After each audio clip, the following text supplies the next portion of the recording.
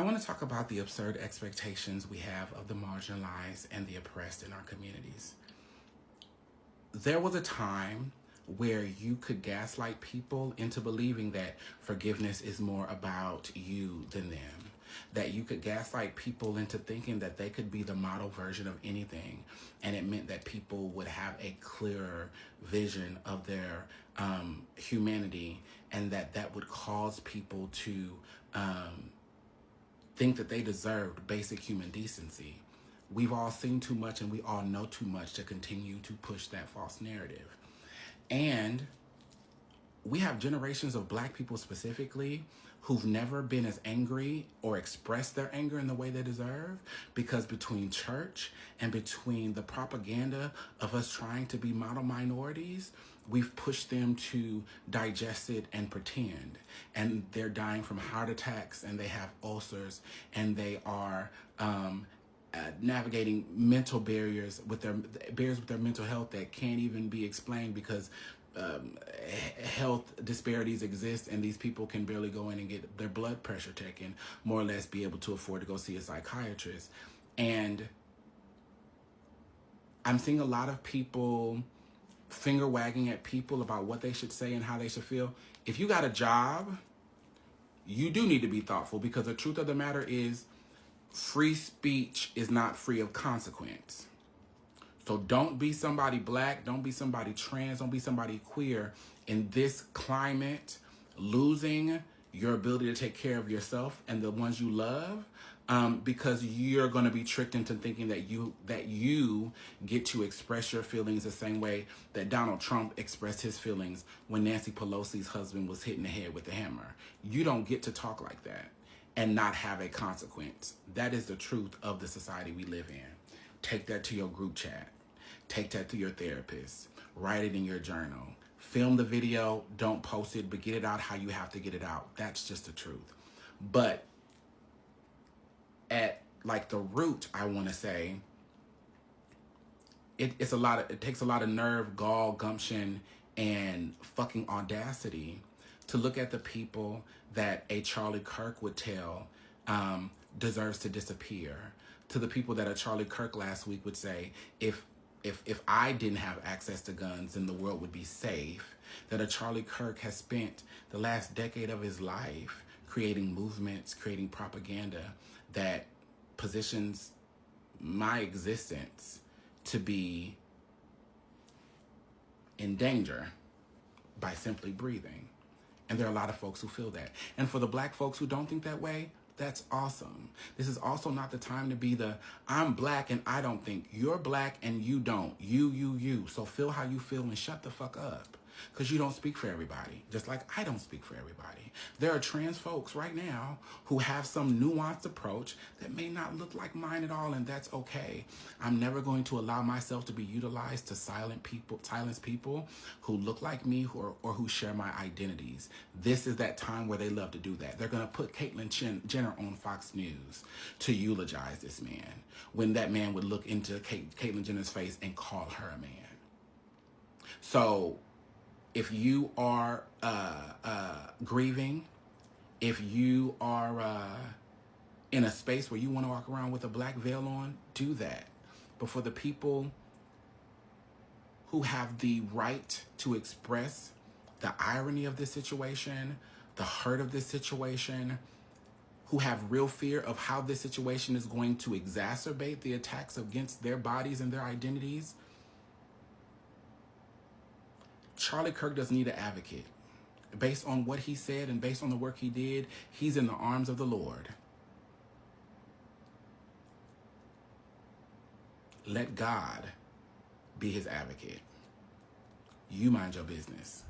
I can't stand the word empathy, actually. I think empathy is a made-up New Age term that does a lot of damage. There's a lot of people being policed based off of how they show empathy or the lack thereof when it comes to Charlie Kirk. And I believe there's a lot of videos and things this man has said that's echoing in folks' heads. Probably debating with the devil right now. Him, Ronald Reagan, George Bush. Yeah, they having a debate of hell. Hi beautiful people, how are you all doing? Welcome back again to my channel. In case I just see my face for the first time, hi, my name is Olivia. So, family, look, we all heard that Charlie Clerk is gone, right? And that is something serious. Nobody should be celebrating it. But let's be real. A lot of black folks and Muslims are saying, why should we feel sympathy? Because Charlie Clerk spent years mocking, the black pains. When black people cried out about racism, he dismissed it. When Muslims or even the Palestinians asked for empathy, he didn't care, right? He's always talking about Gaza and stuff like that. Now, people are asking, if he never showed compassion for us, why are we expected to show empathy? See, it doesn't mean cheering for his death. Okay, people said it just means being honest. His legacy hurts a lot of people, and empathy has to go both.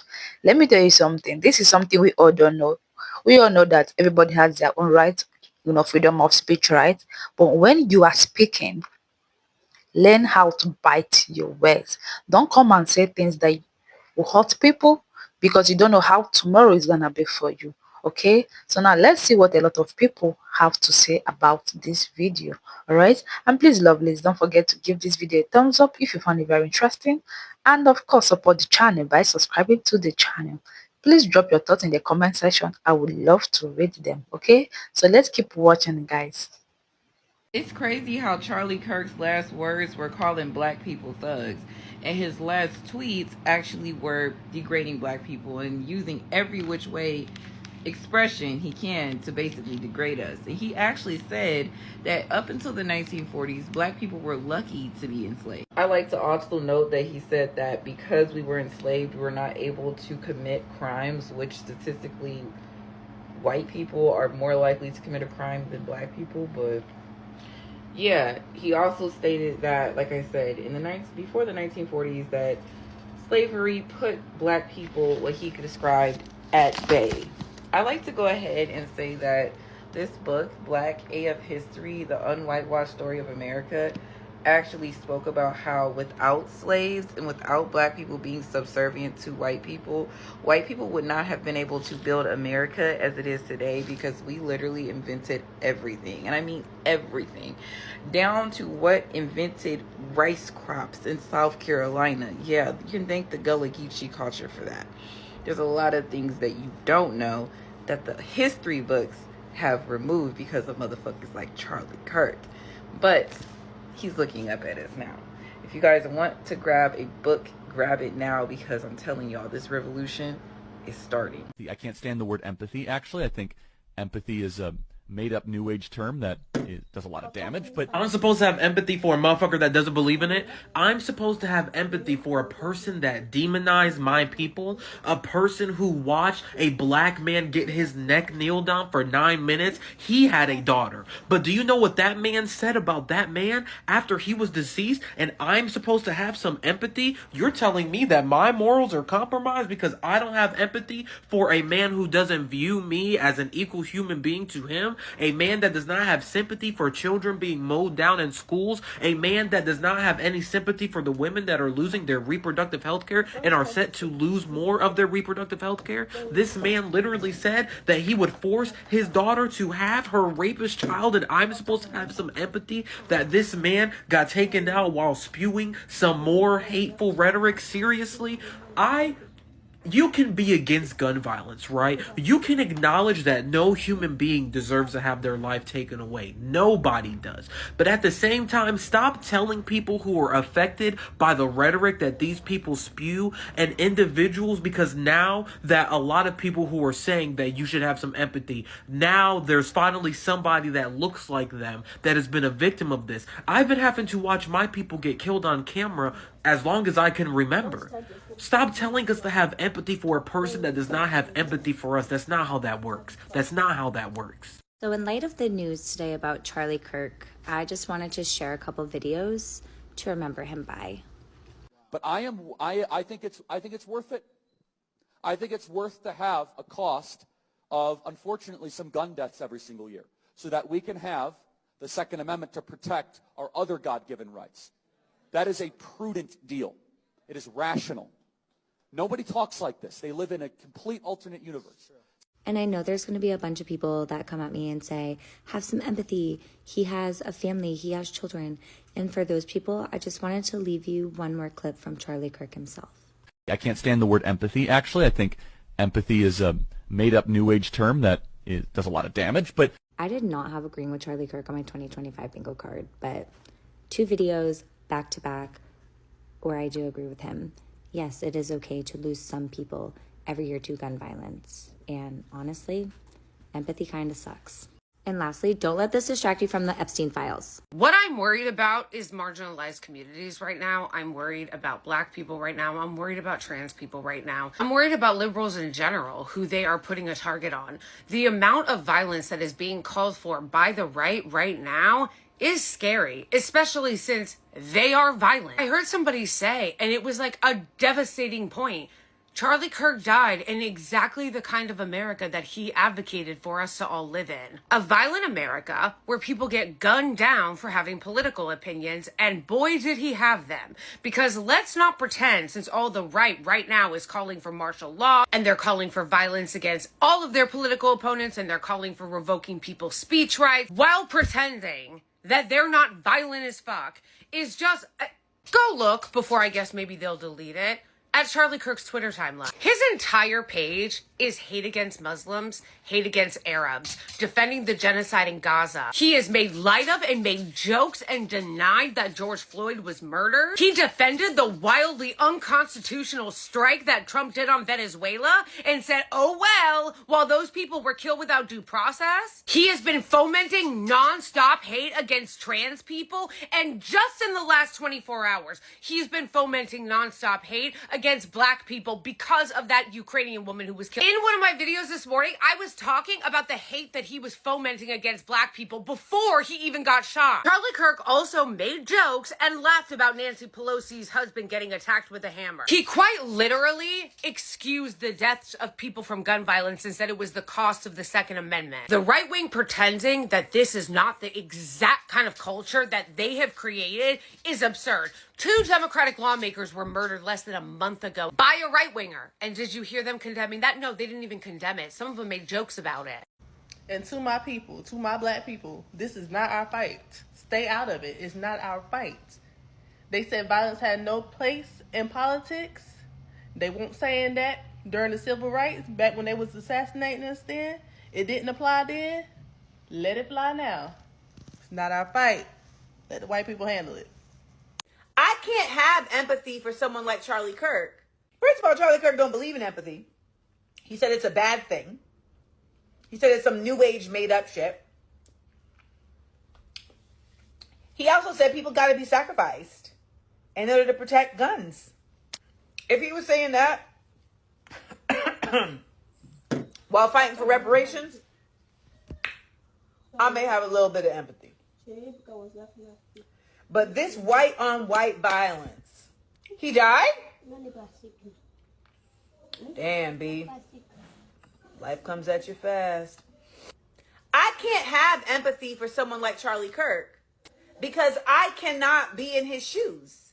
I have no frame of reference for that. I have no cognizance for that. There literally is nothing about his existence that I can relate to. Maybe it's because I come from a place with consequences, but I ain't shocked by the Charlie Kirk shit at all. Where I'm from, right or wrong, if you do things that negatively impact other people's lives, there's a chance that could cost you your life. Like, say you put hands on your old lady. She goes back to her parents' house, beaten and bloody, and then her little brother sees it, decides he's had enough. He goes over to that house and he puts 3 in your chest. Ultimately, he's dead because the little brother decided to pull the trigger, but we're going to act like the hillbilly didn't have no part to play in that?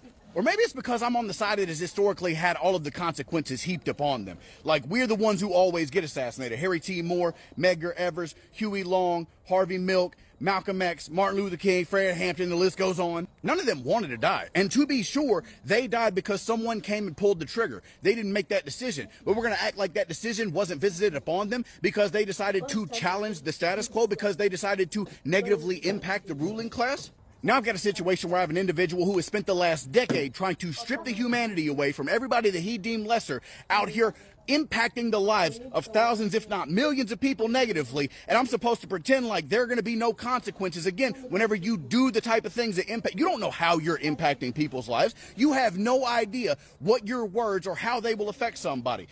We recognize this as leftists. I understand there's going to be people who don't like the shit that I have to say. It's cops right now who would love to put me in a bag. I get that. I go do it anyway because I believe that what I'm talking is worth dying for. I hope that Charlie Kirk feels the same, because whenever you get out here and you do the type of things that impact people negatively, you need to expect that those people you negatively impact are going to come visit consequences upon you. For right or wrong, it doesn't matter. In my world, that's the reality, and you should expect that it's going to come whether it does or not. I expect my retribution to come for the ruling class. Charlie Kirk is going to have to look out for it from every minority group that he's ever demonized. Moral of the story is, if you're going to be out here trying to impact people's lives negatively, you better believe in what the fuck it is you're fighting for. As always, bro, I appreciate y'all taking the time. Much love. Y'all have a good one. I don't have many cohesive thoughts about Charlie Kirk's passing, I'll be honest. The video of him being shot in the neck left me very harrowed, much like the video of Irina Zarutska being stabbed on the train left me very harrowed. And the reactions to both also leave me very harrowed, as they're very telling about the state of this country currently. The best I can do, per usual, is give some key points. Charlie Kirk's opinions and rhetoric over the years have been abhorrent. I've disagreed with almost every word. However, I don't think being fatally shot in the neck and bleeding out in front of your wife and children and swarms of college students is just punishment for that. Nor do I think it's a circumstance one's wife, children, or swarms of college students should have to witness. I have sincere condolences for his family, and if any of that footage remains on social media, I'd strongly suggest avoiding it. Charlie Kirk, though a victim, is not a martyr. He and many other right-wing extremists, along with Republicans, have long rejected conversations about gun reform in this country, have praised the open carry laws that governed the same campus Charlie was shot at today. They've stated that if lives being lost is the cost we have to pay to have an uninfringed upon Second Amendment, so be it. And so it has been. In the same hour of his shooting, 3 kids in Colorado were killed in a school shooting. The same way kids will die in a school shooting next week, and the week after that, and the week after that. It is not lost on me that Republicans vocalized and mobilized faster for Charlie Kirk than any other shooting we've seen in the past year, including the assassination of the 2 Democratic lawmakers a few months back. It is not lost on me that our deaths, should we meet them the same way, will receive thoughts and prayers in response. It is not lost on me that Republicans and right-wing extremists will now demand a level of compassion and decency they've yet to offer anyone else. Do you think if I'd been shot in the neck at a college campus while talking about women's reproductive rights, I'd be met with this much outcry against political violence? Or do you think I'd be met with, she was doing the work of the devil and deserved it? The lesson there isn't what we deserve, and it isn't to rescind your empathy. The lesson is the ecosystem we feed is the ecosystem we will have to survive in. And until we start having real conversations that lead to real legislation to create a better and safer ecosystem, things are only going to get worse. Be very careful about what you post online. I cannot tell you how stupid you have to be, regardless of how you feel about Charlie Kirk, to attach your name and face to content celebrating the death of Charlie Kirk, or the president, or any other prominent figures in politics. In a time where threats are going to be deemed more credible and taken much more seriously, in a time where our government is grabbing people off the streets, shoving them into vans, deeming them terrorists, and taking them to undisclosed locations, in a time where people are going to be looking for people to make examples of or seek retaliatory vigilante justice, I cannot tell you how stupid you have to be,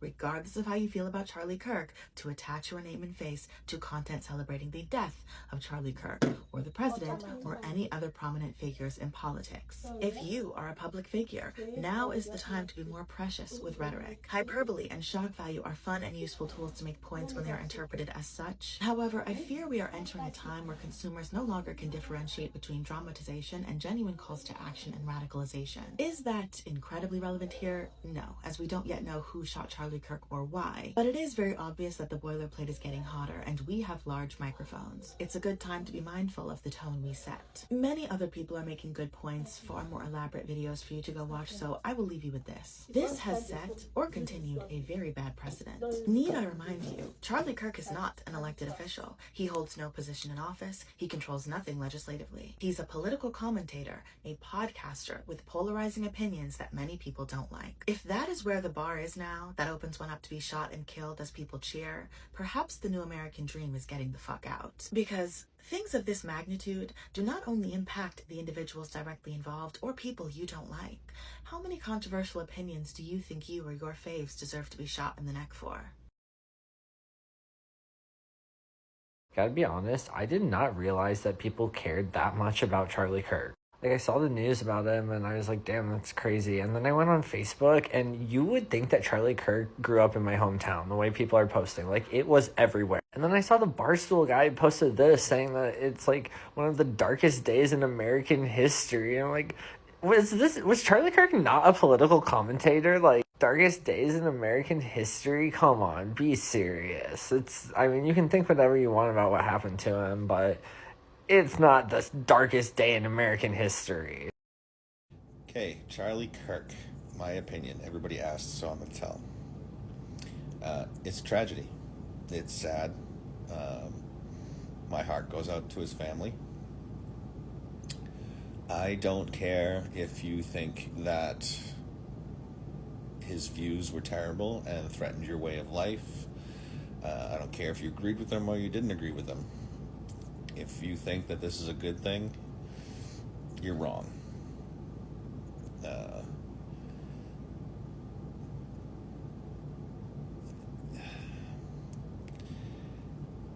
To add to this, I've seen people turn around and basically come out with this with more hate and start blaming, for instance, all the people on the left and getting pissed off. This was the actions of one person. One person did this, period. It only takes one person to pull a trigger, and one person decided to follow through and do it. So that's where the blame goes. The blame goes there. The blame does not go to an entire group of people. And this is the biggest problem with the world and why we're divided. Because once you see a white person do something, you think all the white people are bad. Once you see a black person do something, you think all the black people are bad. Once you see a trans person do something, you think all the trans people are bad. So now you see someone that did something to someone who is a far right individual, so you blame everybody on the left. That is a terrible way of thinking, and that is one of the biggest reasons why we are such a divided country. So, like I said, it's a tragedy. From what I understand, his family was there to witness it right in the front row.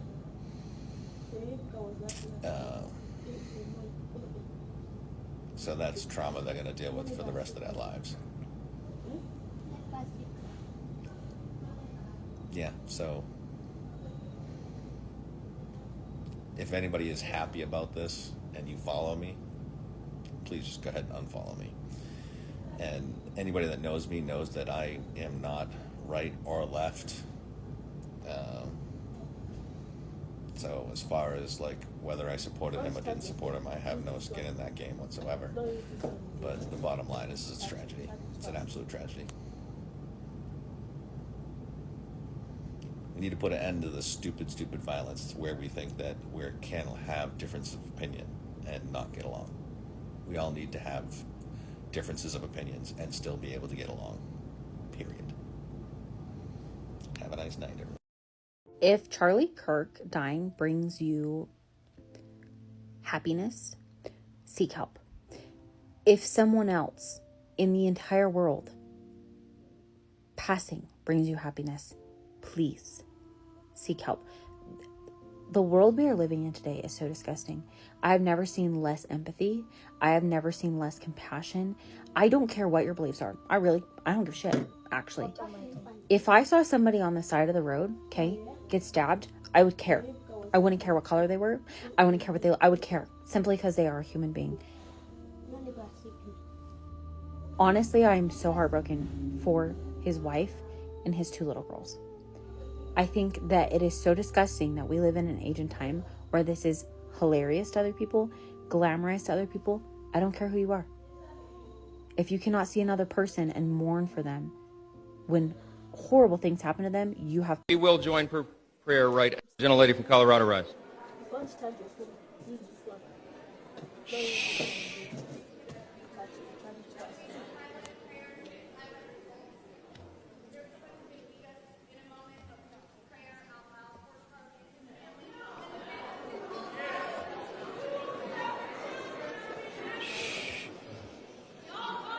Let's wait a minute.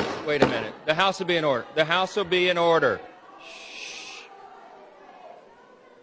The House will be in order.